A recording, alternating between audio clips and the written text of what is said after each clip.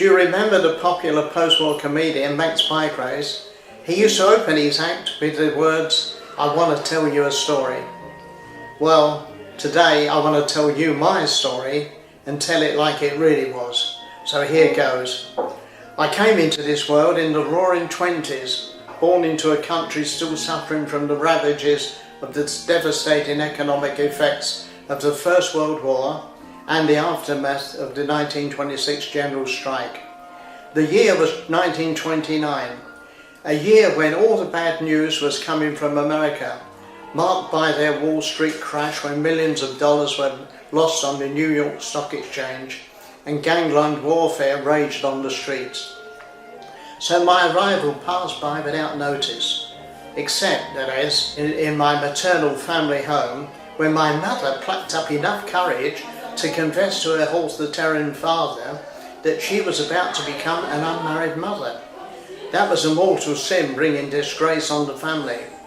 But hopefully, honour was restored when my seagoing father was next on home leave and forced to face a glowering father-in-law that was enough to persuade him to marry my mother and so ensure that I wasn't born out of that mysterious place called wedlock. However, by the time of my childhood innocence gave way to my increasing knowledge of the birds and the bees, and despite my mother's early attempts to shield me from her shame, I learned that I couldn't possibly have been born 6 months premature. But whatever side of the blanket I was born on, fate decreed that I would be yet another addition to Britain's largest family. The Smiths, Charles Smith, destined to spend the first 25 years of my life in the poor and slummy district of Canning Town in London's East End Docklands, an experience inspiring me to get on and get out as soon as possible. Now, 83 years later, looking back with pride, knowing that I fulfilled my father's hopes for me, as I now want my son to do to emulate me. So if I may intrude into your valuable leisure time, please come with me in retracing my journey from West Ham in the good old bad old days, across the River Thames, sliding down the banisters of life into the caring surround of Shorn Hills. Here in the photograph is a shot taken in 1929. As you can see, the nurses in those days wore big headdresses. On the left-hand side of the picture is my cousin, who was born in the next bed to me, and I was born just 36 hours after. We were both born into London's East End, which was always considered to be a poor district, in fact a slummy area, and I lived within the shadows of the Royal Docks, the Albert Dock and the King George V Dock. It was a poor borough, but it was all I knew and all I ever needed, because I knew no different. I am now 83, and I moved into Kent when I got married in 1954. It's probably the best move I ever made. And I feel ashamed to say it, but really the blitz on London, which was quite heavy during 1940 and 1941, when we had one time 54 nights of continuous bombing of the docks and of Ford's Dagenham plant. It actually did us a favour because it got rid of all the slums, and there were some slums because poverty was rife. And I lived there in my first 25 years of life. Oh, this is a picture. This was typical of the Canning Town area, which was on the main road between Essex and London. And this was Clarkson Street. And you would notice that there were no front gardens, and in some of the houses on the wall, they had a shield was mounted, which had a company's name, like the Sun Insurance Company. And if any of the houses caught fire, which they often did because of gas mantles and candles burning without electricity, we didn't have electricity there, these houses were often prone to catch fire. And these houses if the firemen came and saw there was no shield on the wall, they would turn round and go away, and they would only douse the fires that were insured by the Sun Insurance Company. So you were deemed to be fairly rich having a shield outside your house.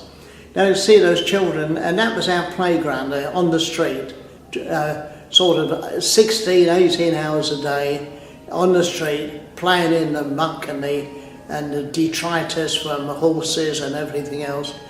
But again, it was my home and I knew no different. Now that was in really a stone's throw from the docks which got so badly bombed. That memory remains with me forever because I've got my own house now, which I never thought I would have, and indeed I've done very well because I think it's the aim of every parent to achieve more than his dad did. Well, my dad never owned a penny; he was always broke. He gave me a good life, but the rent of those houses was 3 shillings a week. Well, 3 shillings is 15 pence nowadays. And that was usually a 2 or 3 bedroom house, which had all the basic amenities were gone there. The bath was outside, which you had to bring in before the fire, and you only bathed once a week, Fridays. And at the time there was a shampoo called Umami, and Friday night became known as Umami night. It was the only time we had a bath. And the whole family had to bath in this tub. It was a galvanised oval-shaped bath, around about 3 foot across, long rather, and about 2 foot across, which all the family had to one after the other go in and out of it. Remember, I had a younger sister. She was first in the bath. Then it was topped up with hot water from a gas stove. Then it was my turn. And I remember my mother telling me, "Don't you dare wee in the water," which I never did. I was terrified. Then it would be my mum's turn, and then my dad's turn, and we would all be in the same little kitchen having a bath, and no modesty. In fact, some people have not seen their mother's body in the whole lifetime, and yet it was quite common because we just didn't have the room. I lived in a road called South Malton Road, and at the time all the roads around there were named after towns in the West Country. There was Totnes Road, there was Torquay Road, there was Brent Road, there was Bristol Road, and these were places that were only a figment of my imagination. I didn't know where they were. They could have been in a far off distant land, because we never travelled outside London except in the summer. We would go hop picking for making the beer. All these houses which were built onto the street, which were, as I say, we used to call them bug hutches, because the hygiene was just non-existent. And with an outside toilet, it wasn't fun in a winter's night to have to get up out of bed and go to the toilet and run the risk of the beetles or the rats running over your feet. When I was 4, I think I was about 3 or 4, my mother decided to have little Charlie in a traditional infant pose. And so this is me at that tender age, all the innocence in the world. My son, whenever he sees it, he just laughs. Can't imagine me being dressed as at the time. One of the things in aristocracy was a boy called Little Lord Fauntleroy, and Little Lord Fauntleroy appeared in the films of the 20s and the 30s, and I looked like Little Lord Fauntleroy. But I never had the palatial surroundings that he had. The thing at the time was cowboy suits, and that was the first real present I can remember having, was a cowboy suit. And the hero of the time was Tom Mix. He was a cowboy, and I represented Tom Mix, and it consisted of fur or leather-shaped type trousers where you ride the horses, and all we ever rode was hand-propelled scooter. And on the left is my cousin who was born in the next bed, and that was outside her home. And you can just see behind the railings, there were cast iron railings. Now all those railings disappeared during the war because they had to be molten down for the war effort. So we had no railings, which made the street a little bit wider to play in. I think I was about 8 or 9 now, so that was a long time ago. I don't know what street this is, or was, because everywhere in the East End of London was literally flattened in the blitz in 1940-41. But it was about 1939, and it was a delivery of Anderson shelters. Now Anderson shelters were named after, I think it was the Home Secretary of the time, was MP Anderson, and these shelters consisted of 6 pieces that you can see in the foreground, bolted together to make a small arch. Now, a hole had to be dug in your garden if you were lucky to have a garden, which was very rare, but most of us had what we call a backyard. And it was a small, it measured when it was erected 6 foot per 4 foot. And these had to be used by the whole family. And in those days, before television, childbirth was very frequent, and so that some of the families probably had 6, 7, 8 children all crammed into that shelter.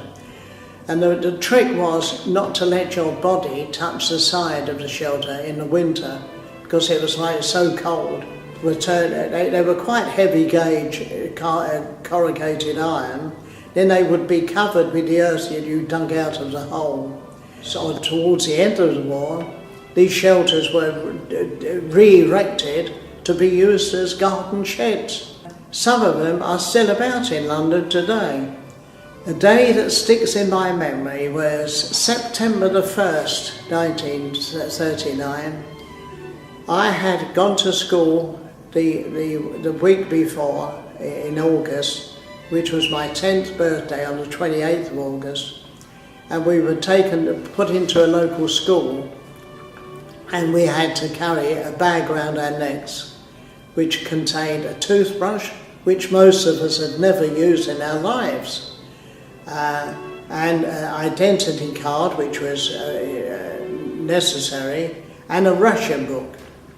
And we knew not where we were going. All we knew, we were being taken out of London because of the fear of the German bombing being concentrated on the docks. I don't think I'd ever been on a long distance on the train at that age.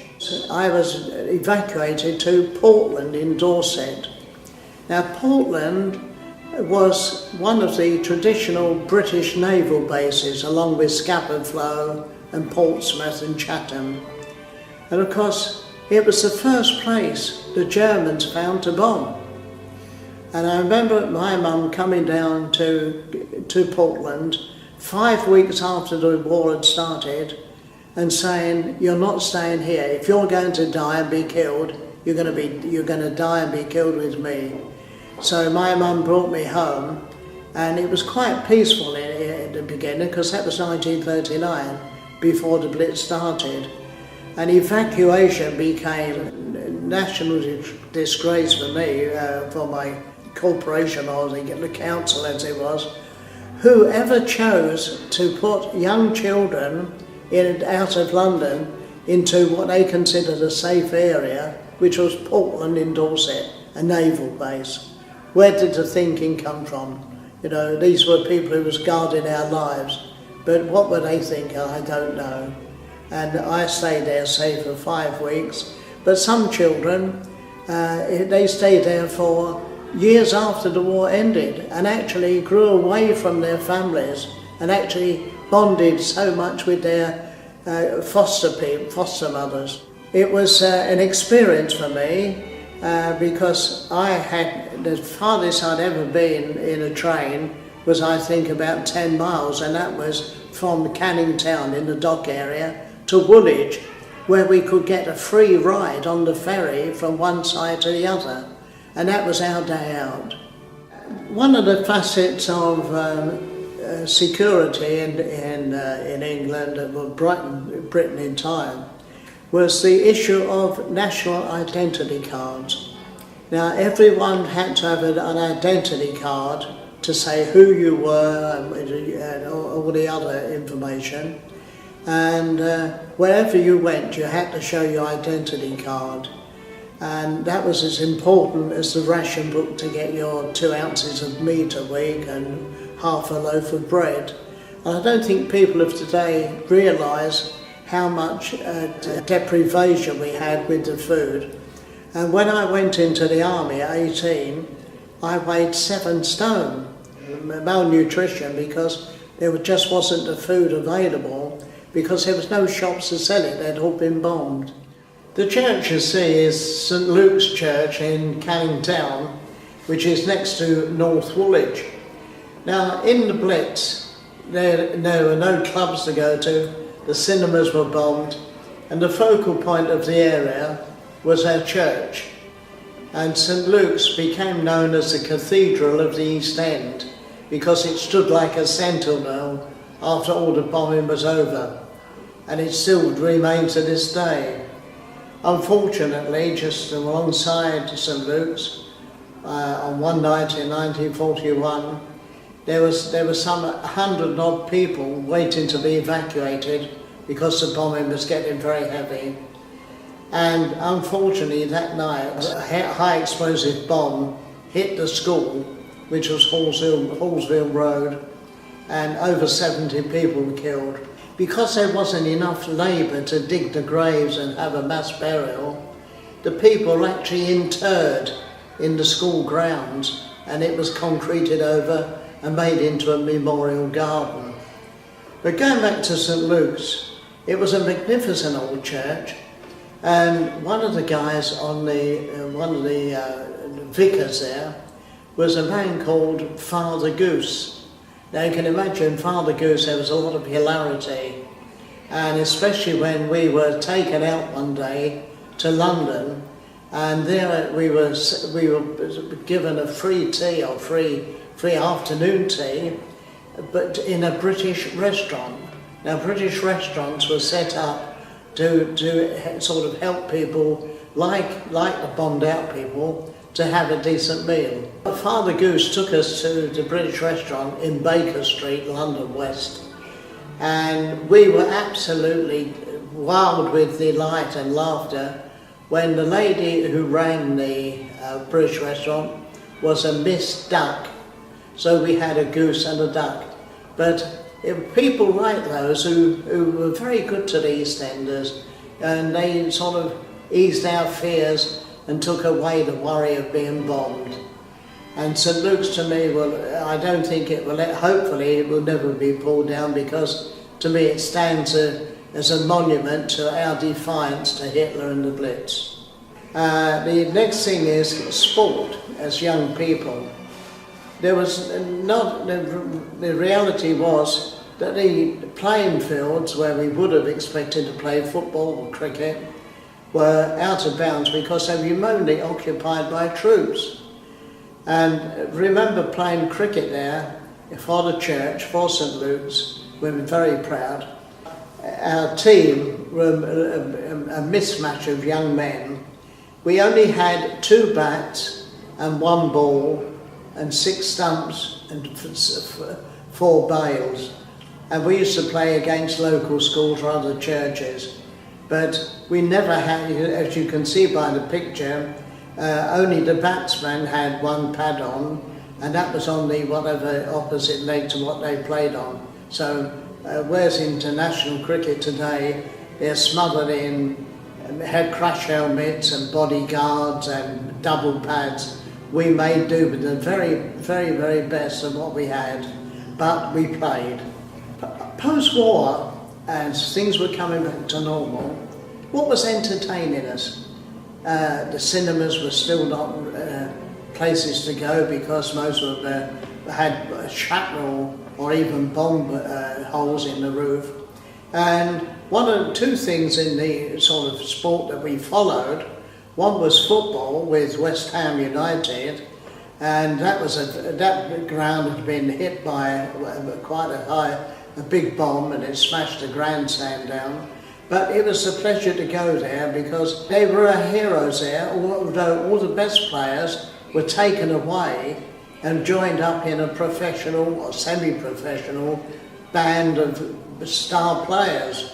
And the other thing is they guested for each other. So a West Ham player might even play for Arsenal one day and the next week for Tottenham, because it kept the sport alive in the war.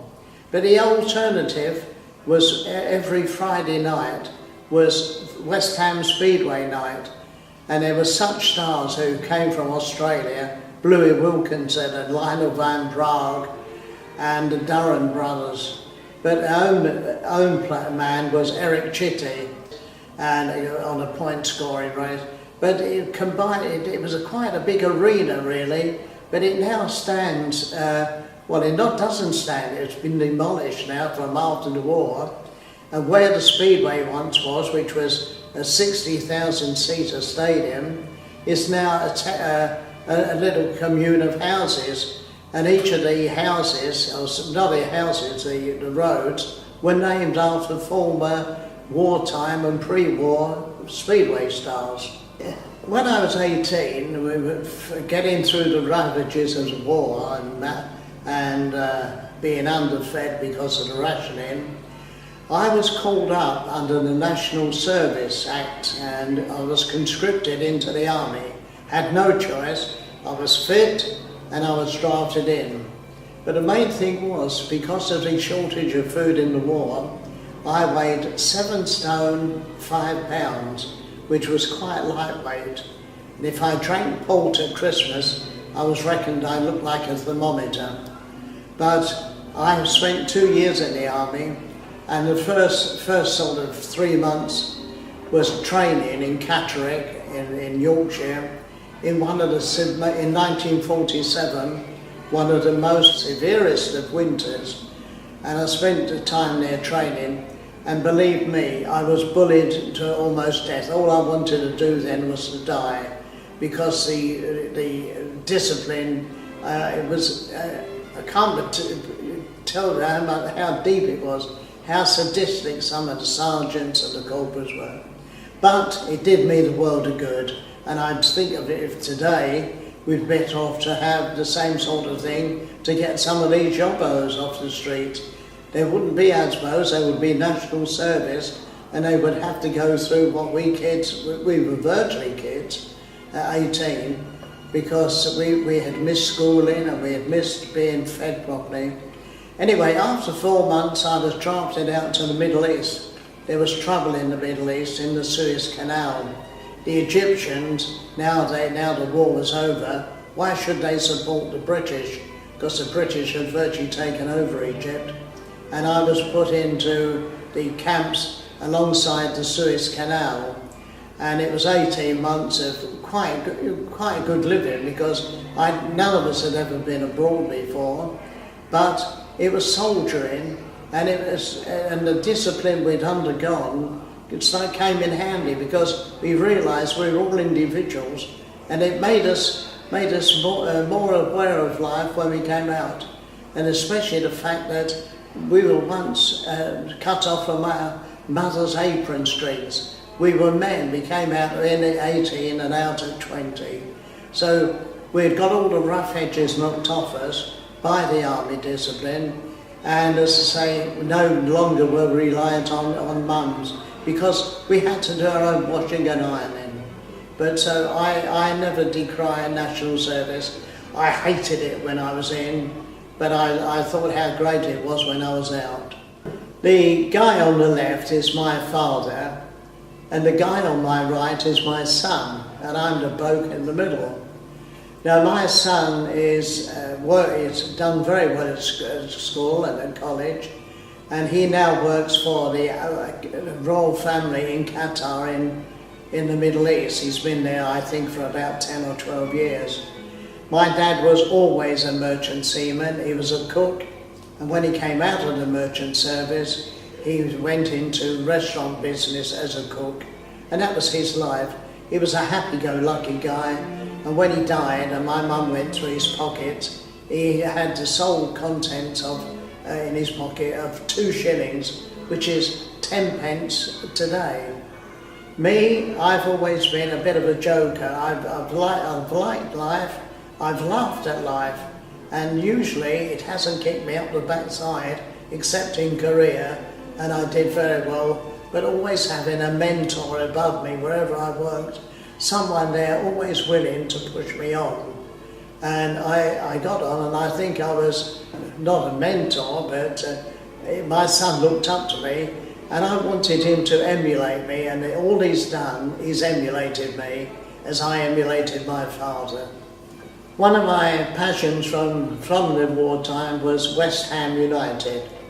A good team to watch, a terrible team to support.